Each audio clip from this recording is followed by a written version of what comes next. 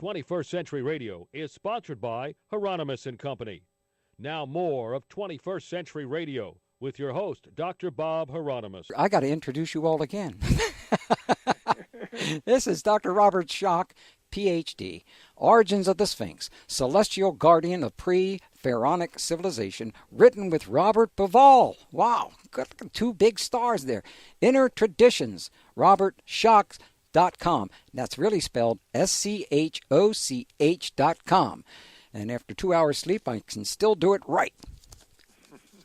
Now, you date the original Sphinx back to a time known as Zep-Tepi. And what was Zep-Tepi, and how might this relate to Plato's story of Atlantis? Well, Zep-Tepi is known as the first time. It can be translated loosely as the first time or the original time. It's Egyptian, ancient Egyptian. And, of course, we don't really know exactly how they pronounced it, but we say Zep-Tepi as the sort of the transliteration, the modern pronunciation. But it's referring to a primordial time, if you would, a golden age. It was described as a time when the gods and humans were together. And it was sort of the concept of a paradise, high civilization. The ancient dynastic Egyptians, and just to be clear, the dynastic Egyptians that we know, that the status quo knows, originate about 3,000, maybe 3,200 BC, so we're talking, within the last 5,000 years. But my work on the Great Sphinx, Robert Bauval's work on the archaeoastronomy, pushes back the origins, if you would, the foundation of earlier civilizations, so pre-dynastic, or before dynastic, pre-dynastic they use in a technical sense sometimes, but prior to the classic dynastic times, there was this period that the ancient dynastic Egyptians, 4,500 years ago plus, were talking about, which we can now put a date of about 10,000, 10,500 BC, and establish that the Sphinx, the original Sphinx, goes back to that period. The at least correlations of the three great pyramids, the three major pyramids on the Giza Plateau, go back to that period. Just as a side note, I want to point out that there's a lot of controversy over how old the pyramids themselves are. At this point, I don't think there's any controversy, at least not in my mind, about the original age of the Sphinx. Yes, the Sphinx physically goes back to about 10,000 BC. People argue about the Great Pyramids themselves, but they may be in part reworked, refurbished again by the dynastic Egyptians. My personal view is that at least the sites, the cores of the three major pyramids go back to this earlier period. So this is Zep-Tepi, and that is before the end of the last ice age, before 9,700 BC. And we also now have, in other parts of the world, I mentioned before, the site of Göbekli Tepe, which is a site of incredible stone pillars arranged in circles with correlations to the sky. And lo and behold, I put this together, and I was almost embarrassed by it, but tying in with Zep-Tepi, tying in with the correlation that we have on the Giza Plateau, that's, of course, to Orion in the sky. Göbekli Tepe in southeastern Turkey, also dating to the same period, about 10,000 BC, has correlations to Orion as well. And due to precession, none of these correlations are correct nowadays, but when you go back 12,000 years to 10,000 years, you get these correlations. So what was considered just totally mythological, totally nonsensical, more or less ahistorical or non-historical by the classic Egyptologists, we have now, I believe, established really existed 12,000 years ago, this early period of Zep-Tepi when there was earlier civilizations. How it ties in with Plato and Atlantis is that Plato, and he got the story through Egypt, his story of Atlantis was passed down from the Egyptian priests ultimately. they talk about, in the context of Atlantis, an advanced, sophisticated civilization that was destroyed in a night and a day. Plato gives a date to this. He says that it's about 9600 BC, putting it into our modern time frame. Of course, he wasn't talking about BC back then, but it's about 9600 BC. That is almost dead on. I'll give them a century leeway with the good, solid geological modern dating of the end of the last ice age, the end of Zep Tepi, as we established in Origins of the Sphinx, the evidence of destruction at Göbekli Tepe in southeastern Turkey, correlating with the end of the last ice age. So it all starts to fit together that, yes, there was this primordial time that the ancient Egyptians knew about, that they had recorded, that was passed down in their traditions, and it was devastated in terms of modern terms about 12,000 years ago, and this correlates with other archaeological sites. It correlates with Plato's recounting of Atlantis. Wow. Now you contend that there was an earlier cycle of civilization, one that goes back, and you touched on this a little bit before, to circa 10,000 BCE or earlier. Or earlier, because what we have, just to jump in for a second, what we have in 10,000 BCE, 12,000 years ago, is not the beginning of a civilization. It's really a flourishing civilization. It's sort of a height of civilization. You see this in the Sphinx, and not just the Sphinx. I do want to stress something here. The Sphinx does not sit in isolation. The Valley Temple, so-called Valley Temple, and the Sphinx Temple were built originally at the same time as the core body of the Sphinx. So they also date back to this earlier period. And this is important because anyone who has studied these or just been to Egypt and seen them, they will know that those temples are built out of huge limestone blocks that were quarried when the Sphinx was carved. And when I say huge limestone blocks, we're talking on the order of 50 to 100-ton blocks. So this is not something you do with, just primitive technology or, as Katie, to quote Katie, because I love the way she says it, with the chip method. Mm-hmm. This is major feats of engineering. And, of course, I'm happy to have co-author Robert Bouval, who is trained as an engineer and can testify to that. So we have major civilization at a very remote period. How far back it goes, we don't know. I mean, I'm assuming it goes back thousands of years earlier and developed, but then was devastated. Well, approximately 12,000 years ago. So go Göbekli Tepe in Turkey, and now I'm going to have a hard time pronouncing these other two that you noted. Oh, Gunung Padang? Well, of course, I knew all about that. Gunung Padang in Indonesia, and of course, Eastern Ireland. Yeah. So we have a very interesting situation where we seem to have had, and I'm not claiming they're all one big civilization globally, but I suspect they were interconnected, or at least they were aware of each other. In Indonesia, on the island of Java, on the edge of what was a subcontinent known as Sundaland. Geologically, it's known as Sundaland, which was buried under the water, more or less inundated at the end of the last ice age with the rising sea levels, with the torrential rains, etc.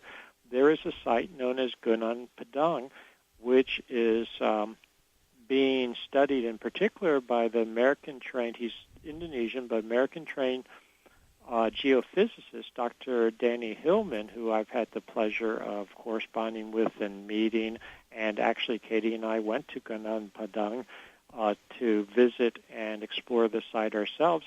And this is another incredibly sophisticated site which has been dated back to before the end of the last ice age. In fact, parts of Gunung Padang may go back 14, 20,000 years or so.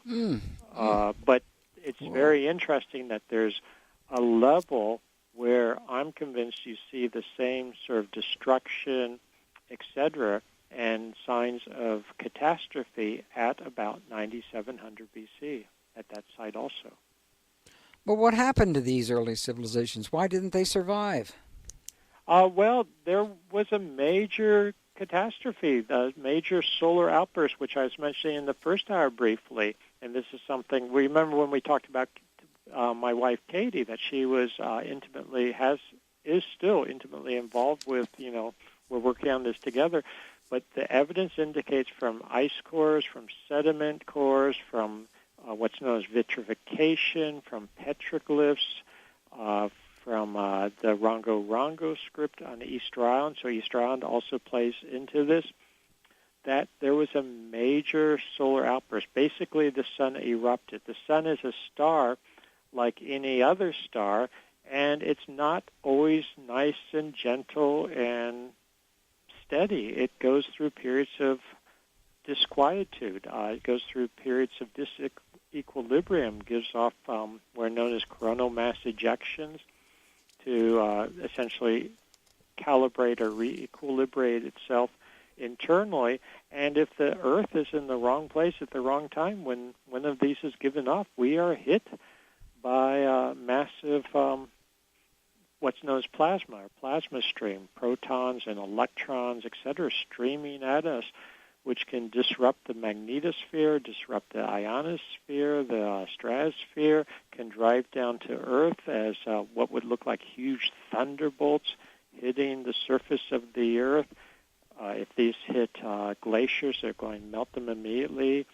We'll do things like, put incredible amounts of moisture into the atmosphere as you melt glaciers, and as essentially what is fire coming from the sky hits water, whether it's lakes or the ocean. You get too much water in the atmosphere. Of course, that comes down as torrential rains.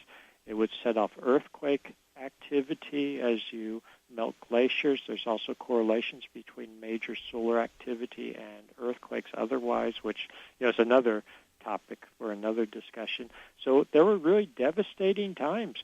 If this happened today, our modern technological civilization would not survive it. We'd be thrown back into the, quote, Stone Age. That's important to remember, because I think we are going to experience something like that in the future. No, I have no doubt as a geologist that we will. It's just a matter of time. And the astrophysics of stars, like the sun is a star. These things happen on a regular basis. So this was absolutely devastating to this early, what I call the early cycle of civilization, and it threw humanity into a dark age that we've named, Katie and I have named, to have a handle on it, SIDA, which stands for Solar-Induced Dark Age, SIDA for short, SIDA. And it's almost ironic, or it is ironic, that you think of the sun, but the sun is causing a dark age by the massive destruction and climate change, almost instantaneous climate change it can cause on the Earth when there's a major solar outburst. I hope I'm remembering this accurately. Didn't you mention that thunderbolts hit the Sphinx? Yes. And possibly the Great Pyramid? I don't know if I'm sure about the Great Pyramid, but I thought you said this. It is recorded on something known as the Inventory Stela, and of course the Egyptologists just dismissed this immediately, that a thunderbolt hit the Sphinx. I personally interpret this as at the end of the last ice age. The Sphinx was there. It was hit by what they would have interpreted as a thunderbolt, a plasma outburst from the sun. Furthermore, on the Giza Plateau, and this is a development just in the last couple of years, and there is a little video on my website that people can watch, we have found what I believe is one place where plasma struck, and you have vitrification of the rock from this, we'll call it a thunderbolt, but it's not an atmospheric thunderbolt. It's coming from ultimately the sun, where you have so much pressure and temperature in particular that literally melts the rock and it recongeals. It sort of looks like brown or black slag, if people know what that is from, say, a blast furnace, that type of thing. But it's doing the same thing to the rock.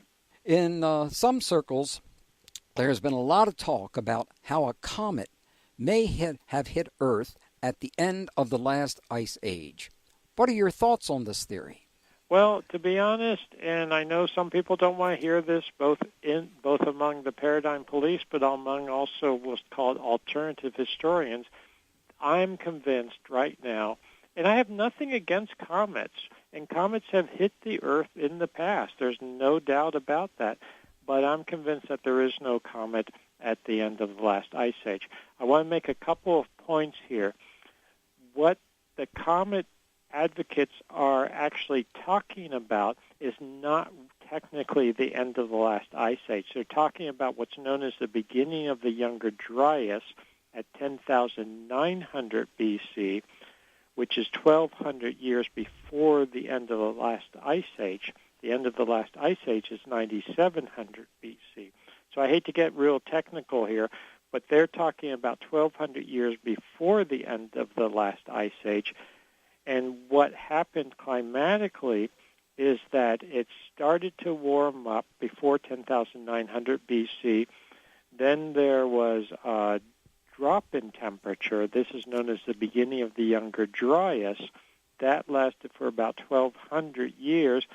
And then there was a huge change in temperature, rise in temperature instantaneously, literally instantaneously. Essentially, we know from ice cores within a few weeks, probably literally overnight.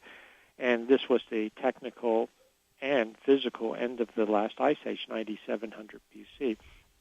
So the comet advocates have suggested that a comet exploded over essentially Canada, over northern North America, caused all kinds of havoc, and threw us, made things a bit colder and started the Younger Dryas, which is all a nice scenario, except that the evidence just doesn't hold up. They've claimed that there were various types of nanodiamonds. It turns out those were misidentified. There's no crater. Their evidence has been all over the place. When I say all over the place, literally temporally all over the place. If it was a comet, it all should be at exactly the same time, 10,900 or so, 10,800 maybe, BC. But when you've got supposed evidence for an instantaneous comet strike that spans literally thousands of years, it just doesn't work. So there's all kinds of problems with it. They've suggested that there were major wildfires. There is actually good evidence for that. They pointed to vitrification, the melting of rock. Yes, there's good evidence for that. But what is interesting, all the solid evidence that stands up to scrutiny actually suggests a solar outburst in 9,700 BC.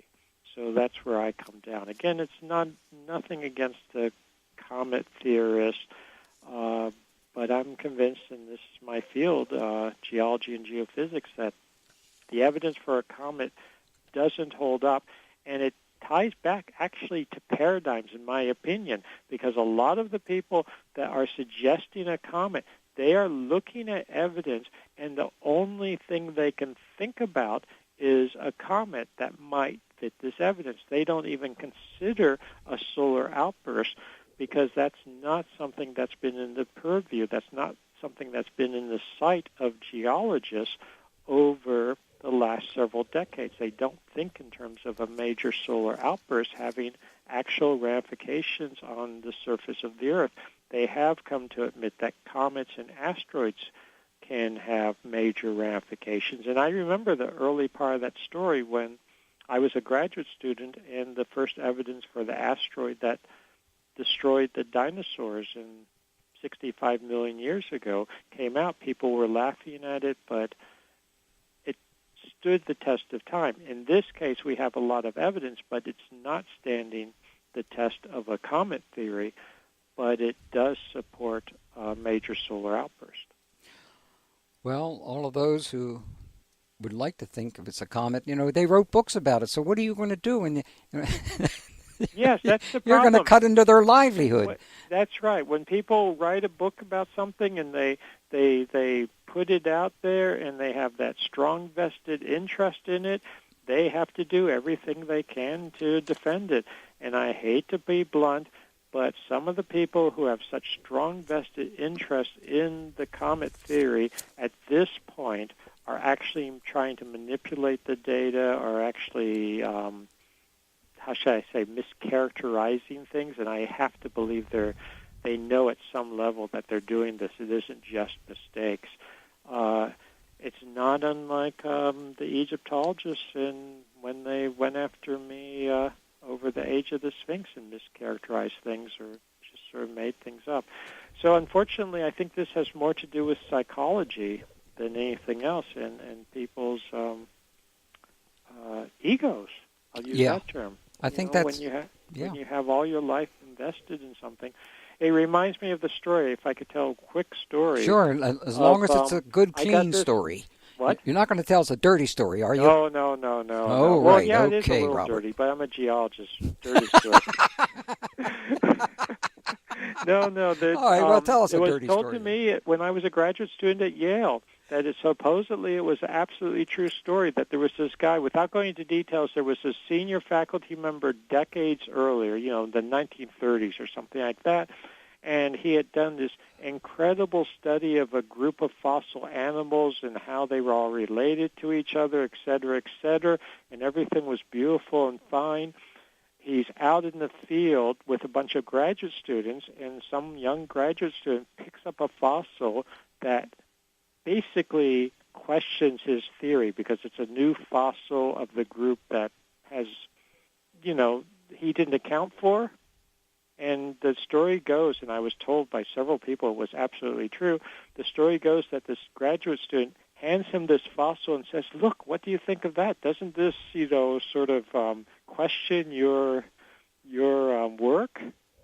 And supposedly he holds it in his hand, he looks at it, he drops it on the ground, grinds it under his heel, so it totally destroys it, and says, I don't know what you're talking about. I'm sorry to laugh, but that's not... that reminds me of Dr. Zahi Hawass and some of the things that he would... Somebody is giving a talk, and this is true. What I'm saying is true. Someone's giving a talk, and a very important talk, and they're making their point, and Zahi Hawass, sitting out there in the audience, all of a sudden, he gets up, and he takes over. He goes to the microphone. He takes over, pushes the guy aside, and this poor guy has to stand there and listen to this diatribe. Exactly. This happens. I mean, it really happened. I know that happened. It's happened more than once, I think, with him. Yes, he can't control himself. Again, exactly.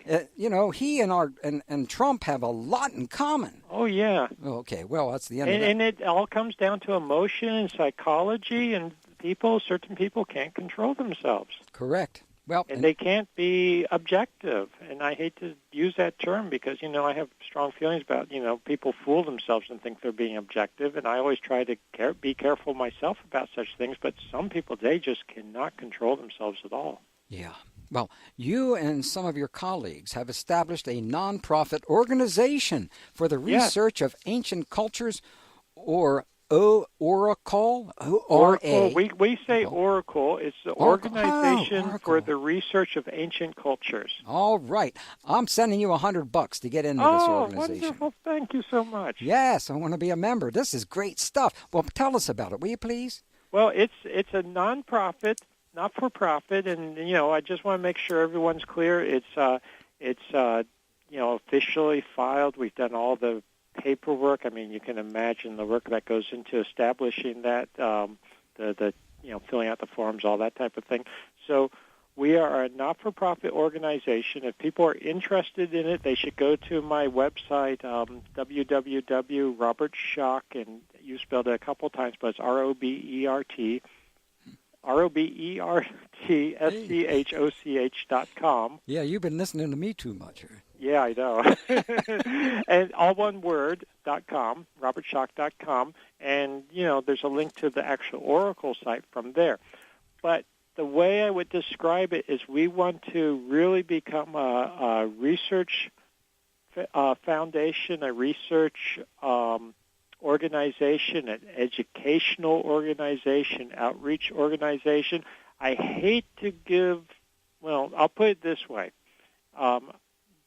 National Geographic, I'm sure, has done wonderful things. They're very well known, et cetera, but they're also very, should we say, status quo conventional, including sort of paradigm police aspects of it. They sure are. We want to be something where we can look without sacrificing integrity and scientific, principles, look at things more outside of the box. Look at things that are controversial from a paradigm police perspective, to look at alternative theories, look at the evidence. Always my guiding principle, and this is for Oracle too, has always been that you have to put the evidence first. So that's what we want to do. And really, I have high hopes that someday we'll be a huge organization like National Geographic, but having a much more, should we say, not subjective view of supporting the standard status quo, but really looking at things objectively and following the evidence where it leads. Well, I can't wait till you look under the left paw of the Great Sphinx. But maybe, unfortunately, it may be only after Zahi Hawass decides to go into the spirit world. I want to congratulate him on this book in a different way, in this sense. Have you ever heard of Woodstock? Have I? Yeah. Oh, absolutely. Okay. Now, long time ago in '68, when I was up there hanging out with Hendrix and all those other guys, I was asked to paint a bus by a dear friend, and I painted this bus called Light, L-I-G-H-T.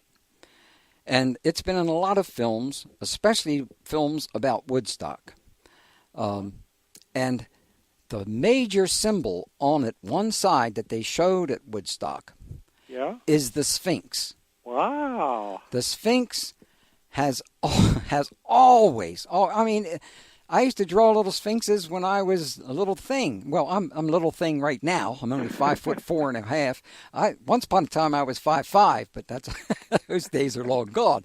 But I'm so thrilled with this new information because when we're recreating this bus, and it allows me then to talk about new discoveries about the Sphinx on the side.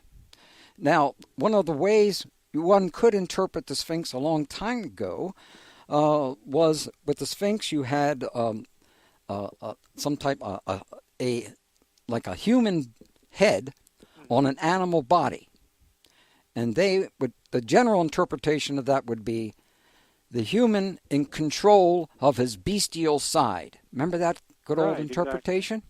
Yep. Which I thought's pretty darn good. Yeah. It ain't happening today. Right.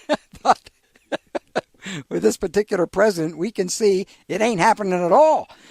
He's not in control of himself. So I want to just thank you for this particular information because it goes so deep that it allows us to penetrate other levels of consciousness so that when people start seeing these kind of symbols, and my life is all about symbols and archetypes, and my doctoral thesis was in that particular area. I thought my doctoral thesis was only going to take me a couple years, 6 years. 6 years. Because I kept digging up new stuff. When you dig up new stuff, you got to find it. Yeah. But what's the most important thing about this that I wanted to point out is that symbols always have many different levels of meaning. And when you get into esoteric stuff, and you get into, of course, some ancient Egyptian esoteric stuff, you get into theories such as every symbol has a minimum of 7 different levels of meaning. And you actually just, with this one, created, for me, at least 8. Great. When, what I mean by bringing all this up is that you have been so far ahead, and every person that is far ahead of their time has to go through this struggle. You knew you were going to have to go through this struggle. Yeah, it was interesting because when I first got involved in this, I had to consciously make a decision. Was I going to deal with that, or did I want to walk away from it? Yeah. You're right. Yeah, and of course, I don't know how you control yourself when you're in a debate like that, because when you're hearing lies, and you're looking at the audience, and you see them swallowing it. I know. Shaking their, oh yeah, well, is that it? Is that it? And then they go and spread that information around, exactly. Because you have many examples of that in this particular book. Now we mentioned a guy named Krupp. We mentioned Hawass. Yep. Tell us a little about, please, if you don't mind, Sir John Maddox. Well, that's a really strange thing because he is. He's literally, bigwig in the scientific community, controls, and this is part of the problem where you have people like this, and they're literally, sometimes they refer to them as gatekeepers, but they control the outlets. They control the what can be published, what can't be published.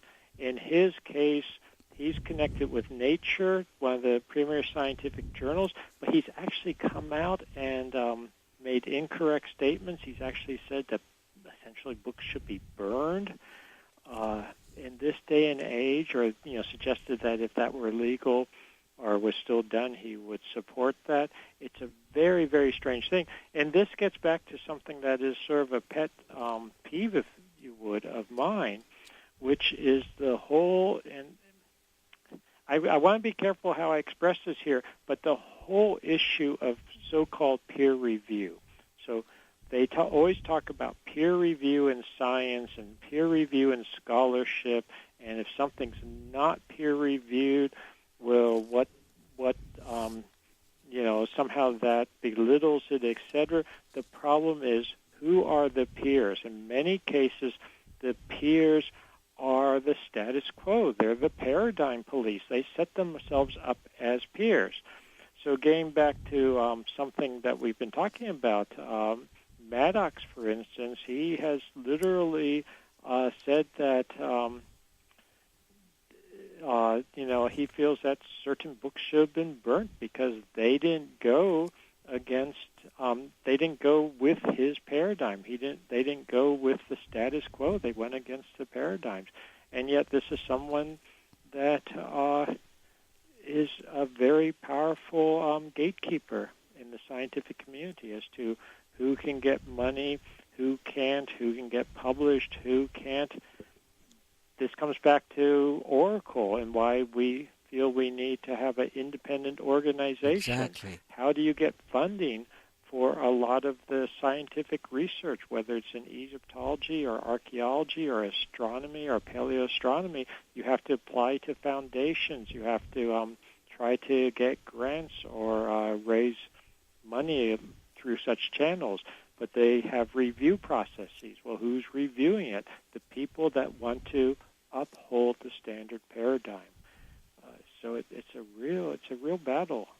It sure is, and it's in almost every field of an endeavor, in medicine, in healthcare, etc. Absolutely. It's important that alternative healthcare or complementary healthcare, etc., has risen. But most people can't afford it because Medicare doesn't take care of it. And my wife, I call her Dr. Queen Zahara, she founded the oldest and the longest on the East Coast alternative health center called Ruscombe Mansion, which has been going on for it's almost 40 years. And at first we had a little bit of problem with Johns Hopkins. in that particular area. But now even Johns Hopkins is beginning to move in that direction. They're about the last to move in that direction. Now, I have a lot of experience with Mr. Hopkins over there. And, you know, that's the irony, I think, of a lot of this paradigm police and the standard status quo, et cetera. They resist things so strongly, and then they realize that what they're resisting, what they're fighting, there is, I'll say, truth to it. I mean, that, you know. Well, yeah, I obviously, also with Mr. Maddox, I just hated the way he treated Rupert Sheldrake. Yes. Well, that was one of the people he went after. Maddox went after. And Rupert Sheldrake, of course, is morphic resonance and morphogenetic fields and whatnot.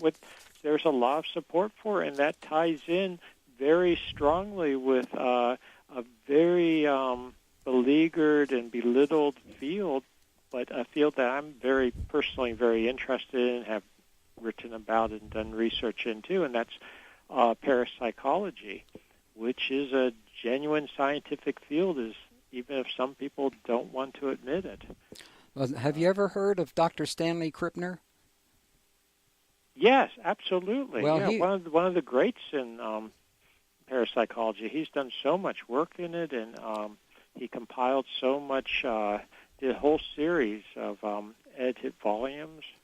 He sure did, and I studied under him for about that. He's the guy that took 6 years to do my doctorate, because he's so brilliant and he's so kind. Yeah, and that's one of the great things about him as a great teacher. Now we're almost out of time here, unfortunately. What would you like to leave with our listeners? A couple $100,000 or so? I'm sorry? You want to leave us with a couple $100,000 or what? Well, me? No, I'm looking for that for Oracle. Well, that's what we're going to try to do. Yeah, that's what we need. That's what we need. Because one of the things that I want to do, and I'm being very serious about this, is that we found, when I say we, Thomas DeBecke and I, but I found with Thomas DeBecke back in the 90s, the chamber under the left paw of the Sphinx. This was predicted by Edgar Cayce. His son actually first told me about Edgar Cayce's prediction, so this was nothing I knew about. You got 30 seconds. We found it geophysically, and then I learned about Edgar Cayce's predictions. This is now confirmed by the hieroglyphic inscriptions of Mephit that we talked about, the dual title that talks about there being an archive under the Sphinx that the Sphinx is guarding. We got to leave with that. I'm so sorry we're out of time with our friend Dr. Robert Schoch, who will join us again in the future, as usual.